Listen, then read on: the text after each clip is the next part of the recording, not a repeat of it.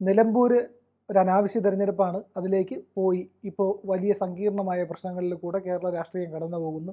നിലമ്പൂരിലേക്ക് കേരളത്തിൻ്റെ രാഷ്ട്രീയ ചിന്ത മുഴുവൻ ചുരുക്കപ്പെട്ടിരിക്കുന്നു. എന്താവും ഈ നിലമ്പൂരിൻ്റെ മുന്നോട്ട് പോക്ക്? നമ്മൾ ഈ സങ്കീർണമെന്ന് പറയുമ്പോൾ അതിന് ഒരുപാട് അർത്ഥതലങ്ങളുണ്ട്. ഈ സങ്കീർണത എന്ന് പറയുന്ന ആരാണ് വരുത്തി വെച്ചത്? അൻവർ. അതാദ്യ ചോദ്യമല്ലേ? അല്ല, അൻവർ അവിടെ ഉപതെരഞ്ഞെടുപ്പ് ഉണ്ടാവാൻ ഒരു കാരണമായി. അതെ. അതിനുശേഷം ഇപ്പോൾ നടക്കുന്ന ചർച്ചകൾ ഈ തരത്തിലേക്ക് കൊണ്ടുപോയത് ആരാണ്? കോൺഗ്രസ്. UDF സംബന്ധിച്ചുള്ള പറഞ്ഞാൽ UDF ആണ്. അതെ. ഈ അൻവറിനെ ആദ്യം തന്നെ ഉപേക്ഷിക്കേണ്ടതാണ്.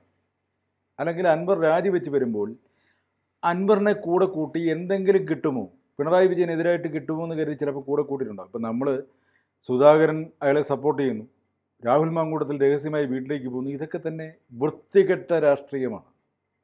രാഹുൽ മാങ്കൂട്ടത്തിനൊക്കെ നമുക്കൊരു സ്നേഹവും റെസ്പെക്റ്റും ഉണ്ടായിരുന്ന ചെറുപ്പക്കാരനാണ്. അതെ. പക്ഷേ നേതൃത്വം പോലും അറിയാതെ രഹസ്യമായി പോയി എന്നാണ് പറയുന്നത്. അത് വെളിയിൽ വന്നു. ഇനി അൻവറിൻ്റെ കാര്യത്തിലേക്ക് വന്നാൽ, അൻവർ ഒരു എടുത്തിയാട്ടക്കാരനാണ്. വികട സരസ്വതി നാവിലിരിക്കുന്ന ആളാണ്. എന്തും പറയും, ആരെക്കുറിച്ചും പറയും. ശരിയല്ലേ? അതെ. ഇവിടെ പറയുന്നത് VD സതീശൻ എന്നെ ചതിച്ചു, അല്ലെങ്കിൽ UDF എന്നെ കൂടെ കൂട്ടാമെന്ന് പറഞ്ഞിരുന്നു. നേരത്തെ രഹസ്യ ധാരണകൾ എന്താണെന്ന് അറിയില്ല. ഞാൻ ഈ പറഞ്ഞതുപോലെ എന്തെങ്കിലും അയാളുടെ വായിൽ നിന്നും വീണ് കിട്ടുമോ, പിണറായിക്കെതിരെ അടിക്കാനുള്ള വടി കിട്ടുമോ എന്ന് ആലോചിച്ച് ചിലപ്പോൾ അവർ പറഞ്ഞിട്ടുണ്ടാവാം. ഇനി ആദ്യത്തെ ചോദ്യമുണ്ട്. ഇയാൾ MLA സ്ഥാനം രാജിവെക്കുന്നു. പിണറായി വിജയൻ്റെ വിശ്വസ്തനായിട്ട് നടന്നയാൾ. എന്താ നമ്മുടെ കിരീടത്തിൽ ഹൈദ്രോസ് സീതമാധവൻ്റെ കൂടെ നടക്കുന്നത്? എന്താണ് ഇദ്ദേഹത്തിൻ്റെ ചില കാര്യങ്ങൾ സാധിക്കാതെ വന്നപ്പോഴായിരിക്കുമല്ലോ ഇദ്ദേഹം പിന്മാറിയത്. അല്ലെങ്കിൽ പിണറായി വിജയൻ ചെവിക്ക് പിടിച്ച് പുറത്ത് കളഞ്ഞിട്ടുണ്ടാവും. അല്ല, ഇനി എൻ്റെ കൂടെ കൂടണ്ട എന്ന് പറഞ്ഞിട്ടുണ്ടാവും. കാരണം ഇയാളൊരു സ്ഥിരതയുള്ള ആളാണ്, ഒരു കച്ചവടക്കാരനാണ്, ഒരു റിയൽ പൊളിറ്റീഷ്യൻ അല്ലല്ലോ. അതുകൊണ്ട് ചിലപ്പം ചെവിക്ക് പിടിച്ച് പുറത്ത് വേണം. എന്തായാലും ഇവർ തമ്മിൽ പിണങ്ങി. അതിൻ്റെ കാരണം ഇപ്പോഴും അറിയില്ല. എന്താണ് പിണക്കത്തിനുള്ള കാരണം? അത് അൻവറിനുള്ള എന്തെങ്കിലും കാര്യസാധ്യം അത് ലഭിക്കാതെ വന്നുകൊണ്ടാണ്, അതല്ലെങ്കിൽ പിണറായിയെ ഇറിറ്റേറ്റ് ചെയ്തിട്ടാണ്, എന്താണെന്ന് അറിയില്ല. ഇവർ തമ്മിൽ പിണങ്ങി, രാജിവെക്കും. രാജിവെച്ചിട്ട് UDF നോക്കാമെന്ന് പറഞ്ഞിട്ടുണ്ടെങ്കിലും ഈ അൻവർ UDFൻ്റെ മൊത്ത കച്ചവടക്കാരനായി മാറി. അതായത് ഒരിക്കൽ പറയുന്നു, ഞാൻ കാരണമല്ലേ നിങ്ങൾക്ക് മത്സരിക്കാൻ ഇപ്പോൾ അവസരമുണ്ടായത്. അതായത് UDF അധികാരത്തിൽ അല്ലെങ്കിൽ അവിടെ ജയിക്കുമ്പോൾ ഭരണവിരുദ്ധ വികാരം എന്ന് പറഞ്ഞ് നിങ്ങൾക്ക് കൊട്ടിഘോഷിക്കാൻ കാരണം ഉണ്ടാക്കിയത് ഞാനല്ല. ഇത് എന്തൊരു മണ്ടൻ ചോദ്യമാണ്. ഒരാൾ രാജിവെക്കുന്നു, അവിടെ എല്ലാ രാഷ്ട്രീയ പാർട്ടികളും അല്ലെങ്കിൽ എല്ലാ മുന്നണികളും മത്സരിക്കുന്നു, സ്വതന്ത്രന്മാരും മത്സരിക്കുന്നു. അതൊരു സ്വാഭാവികമല്ലേ. അത് ഞാനൊരു കാരണമായി എന്ന് പറയും. അത് തെറ്റ്. രണ്ടാമത്തെ കാര്യം, ഇങ്ങനെ വന്നപ്പോൾ UDFനെ അൻവർ സപ്പോർട്ട് ചെയ്യും, അല്ലെങ്കിൽ UDF കൂടെ കൂട്ടുമെന്ന് വന്നപ്പോൾ നിലമ്പൂരെ എല്ലാ കാര്യങ്ങളും UDFന് വേണ്ടി ഞാൻ തീരുമാനിക്കുമെന്ന് പറയുന്നൊരവസ്ഥയിലേക്ക് അൻവറിന് വാക്കിന് വ്യവസ്ഥയില്ല എന്ന് പറയാൻ കാരണം, സ്ഥാനാർത്ഥിയെ പ്രഖ്യാപിക്കുന്നതിൻ്റെ തലേദിവസം പറഞ്ഞു ഏത് ചെകുത്താൻ സ്ഥാനാർത്ഥിയായാലും ഞാൻ പിന്തുണയ്ക്കുമെന്നാണ് പറഞ്ഞത്. ഇല്ലേ? അതിൻ്റെ അർത്ഥം ഏത് ചെകുത്താൻ എന്ന് പറയുമ്പോൾ ചെകുത്താൻ ഏറ്റവും വികൃത അല്ലെങ്കിൽ ഇഷ്ടമില്ലാത്ത ഒരു സങ്കല്പമാണ്. അങ്ങനെ ഏത് ചെകുത്താൻ വന്നാലും ഞാൻ പിന്തുണയ്ക്കുമെന്ന് പറഞ്ഞിട്ട് തൊട്ടടുത്ത ദിവസം പറയാണ് ആര്യാൺ ഷൗക്കത്ത് പറ്റില്ല, പോരാ, അയാളെ പിന്തുണയ്ക്കാൻ എനിക്ക് പറ്റില്ല എന്ന് പറഞ്ഞാൽ അത് തന്നെ വാക്ക് വ്യത്യാസമല്ലേ, സ്ഥിരതയില്ലായ്മയല്ലേ? ഇത് കാണുമ്പോൾ നമുക്കിതിൻ്റെ തമാശ തോന്നാം, ചിലപ്പോൾ ഇയാൾക്ക് സ്ഥിരതയില്ലെന്ന് തോന്നാം. ഇനി ആര്യാടൻ മുഹമ്മദും ആര്യാടൻ ഷൗക്കത്തും ഇയാൾ തമ്മിൽ വ്യക്തിപരമായ എന്തോ വൈരാഗ്യമുണ്ട്. ഇവർ ബന്ധുക്കളാണ്. എനിക്ക് അങ്ങനെയാണ് തോന്നുന്നത്. കുടുംബപരമായ പ്രശ്നങ്ങൾ ഉണ്ടാവാം. അത് രാഷ്ട്രീയത്തിലേക്ക് വലിച്ചഴിക്കണം. ഇയാൾ സൈലൻ്റായിട്ട് നിന്നാൽ പോരെ, ഒന്നും പറയാതെ അല്ലെങ്കിൽ എതിർത്തൊന്നും പറയാതെ ഇങ്ങനെ സൈലൻ്റായിട്ട് പോയിരുന്നെങ്കിൽ UDFൽ ഒരു അസോസിയേറ്റ് അംഗത്വമെങ്കിലും കിട്ടുമായിരുന്നു. അതെല്ലാം കളഞ്ഞിട്ട് ഇപ്പോൾ നാട് നീളെ പ്രസംഗിച്ച് നടക്കും. പിന്നെ ഇപ്പോൾ പുതിയൊരു മുന്നണി ഉണ്ടാക്കിയിരിക്കുകയാണ്. ഏതാണ് ജനകീയ പ്രതിപക്ഷ മുന്നേറ്റ മുന്നണി, അങ്ങനെ എന്തോ ആണ്.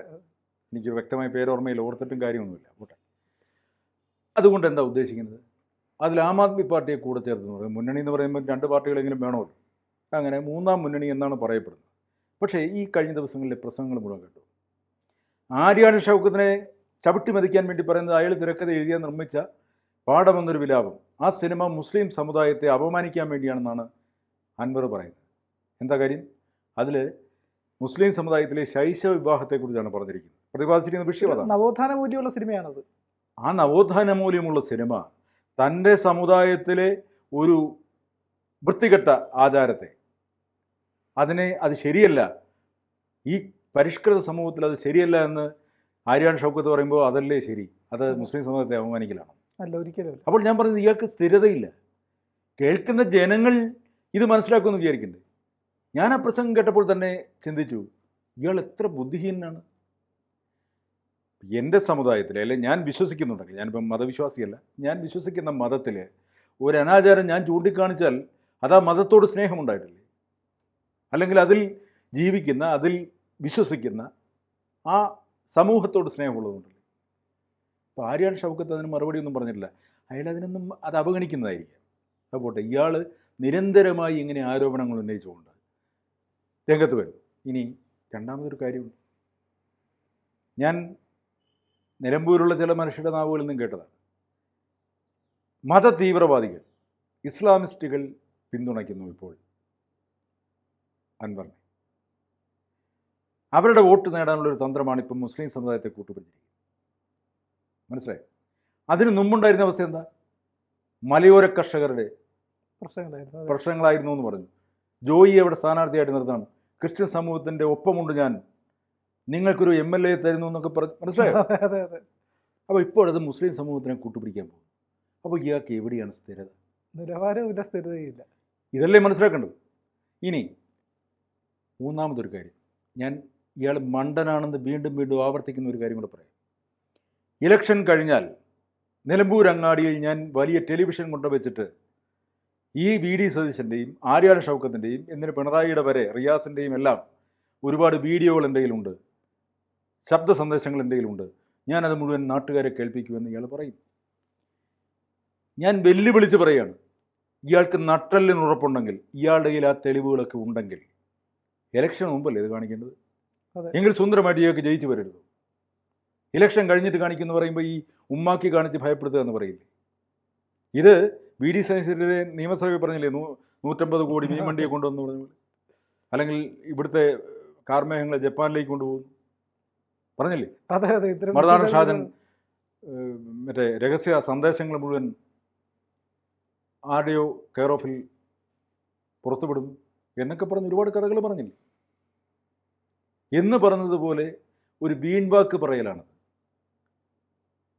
അദ്ദേഹം സ്വയം മനസ്സിലാക്കണം, ഞാൻ ചെറുതായി പോവുകയാണ് ഇങ്ങനെ പറയുമ്പോൾ. ഞാൻ ചോദിച്ചത് ശരിയല്ലേ? ഇത്തരം തെളിവുകളുണ്ടെങ്കിൽ അത് ഇലക്ഷന് മുമ്പ് പരസ്യപ്പെടുത്തട്ടെ.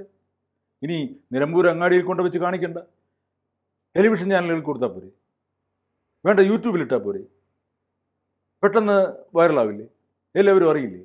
ഈ VD സതീശനെയും ആര്യാൺ ഷൗക്കത്തിനെയും എല്ലാവരെയും വീട്ടിലിരുത്താനുള്ള പണിയല്ലേ ഇത്? അപ്പോൾ ഇത് വെറും വീൺവാക്കാണ് എന്നാണ് ഞാൻ പറഞ്ഞു വരുന്നത്.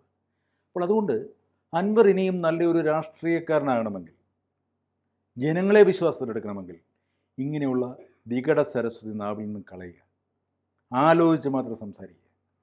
ഒരു കാര്യം പറയുമ്പോൾ ഒരാൾക്കെതിരെ പറയുകയാണെങ്കിലും അല്ലെങ്കിൽ പൊതുസമൂഹത്തോട് പറയുകയാണെങ്കിലും രണ്ടാവർത്തി മനസ്സിലിട്ട് ആലോചിക്കണം, ഞാൻ പറഞ്ഞത് ശരിയാണ്, ഞാനിത് പറഞ്ഞാൽ എനിക്ക് തന്നെ പാരയാവും. PC ജോർജ് ഭേദമായിരുന്നു തോന്നുന്നു. ഇപ്പോൾ ഇത് കേൾക്കുമ്പോൾ PC ജോർജ് വളരെ ഭേദമായിരുന്നു. PC ജോർജ് ഇപ്പോൾ ഒതുങ്ങി. അതിന് കോടതി വടിയെടുത്തിട്ടുണ്ടാവും, അല്ലെങ്കിൽ വളരെ വേണ്ടപ്പെട്ടവർ ഇപ്പോൾ വിശ്വസിക്കുന്ന രാഷ്ട്രീയ പാർട്ടികളോട് പറഞ്ഞിട്ടുണ്ടാവാം, വെറുതെ വായാടരുത് എന്ന് പറഞ്ഞിട്ടുണ്ടാവും, ഉപദേശിച്ചിട്ടുണ്ടാവും, അല്ലെങ്കിൽ ഭീഷണിപ്പെടുത്തിയിട്ടുണ്ടാവും. ഇവിടെ അൻവറിനെ ഭീഷണിപ്പെടുത്താനോ ഉപദേശിക്കാനോ ആരുമില്ല. അഴിച്ചുവിട്ട കുതിര പോലെയാണ്, തളയ്ക്കാൻ ആരുമില്ല. അതിന് ചെയ്യേണ്ടതെന്ന് വെച്ചാൽ സ്വന്തം മനസാക്ഷി തന്നെ അതിന് ആ വ്യക്തിയെ തളയ്ക്കണം. ശരിയല്ലേ? അതിനാണ് ചിന്ത ഉപയോഗിക്കേണ്ടത്. ഞാൻ പറയുന്നത് ശരിയല്ലല്ലോ? ഉറപ്പ്, തീർച്ചയായും ശരിയാണ്. അപ്പോൾ അതുകൊണ്ട് തന്നെ അൻവർ ഇനിയും പഠിക്കേണ്ടിയിരിക്കുന്നു. അൻവറിൻ്റെ രാഷ്ട്രീയ ഭാവി എന്തുമായിക്കൊള്ളട്ടെ, ഒരു മനുഷ്യൻ ജീവിക്കുമ്പോൾ അവൻ രാഷ്ട്രീയക്കാരനാണോന്നല്ല, കച്ചവടക്കാരനാണോന്നല്ല, സാധാരണ മനുഷ്യനായാലും മതി, ഒരു ജോലിയും ചെയ്യാത്ത ആളാണെങ്കിലും വാക്കുകൾ പുറത്തേക്ക് വരുമ്പോൾ സൂക്ഷിക്കുക. മറ്റൊരാളെ കാണുമ്പോൾ അവരോട് എങ്ങനെ ബിഹേവ് ചെയ്യണം, പെരുമാറണമെന്ന് പഠിക്കുക. ഇദ്ദേഹത്തോട് ഒരു രഹസ്യവും പറയാൻ പാടില്ല. അപ്പോൾ നമ്മൾ തമ്മിൽ നല്ല സുഹൃത്ത് ബന്ധമാണ്, ഞാനൊരു രഹസ്യം പറയും, നാളെ ഇത് പരസ്യമാക്കുക എന്ന് പറഞ്ഞാൽ ആ വിശ്വാസ്യത എന്താണ്? ഒരു സുഹൃത്ത് ശത്രുവാകുമ്പോഴും നന്മയുള്ളിൽ സൂക്ഷിക്കുന്നവനാണ്. അപ്പോൾ അതുപോലും ഇല്ലാത്ത ഒരാൾ രാഷ്ട്രീയത്തിൽ എങ്ങനെയാണ് വലുതാവുക, വളരുക? അതുകൊണ്ട് അൻവർ വളരെ സൂക്ഷിക്കേണ്ടിയിരിക്കും. തീർച്ചയായും. കൂടുതൽ വാർത്തകളും വിശേഷങ്ങളും നിങ്ങളിലേക്ക് എത്താൻ ABC മലയാളം സബ്സ്ക്രൈബ് ചെയ്യുക, ബെൽബട്ടനും അമർത്തുക.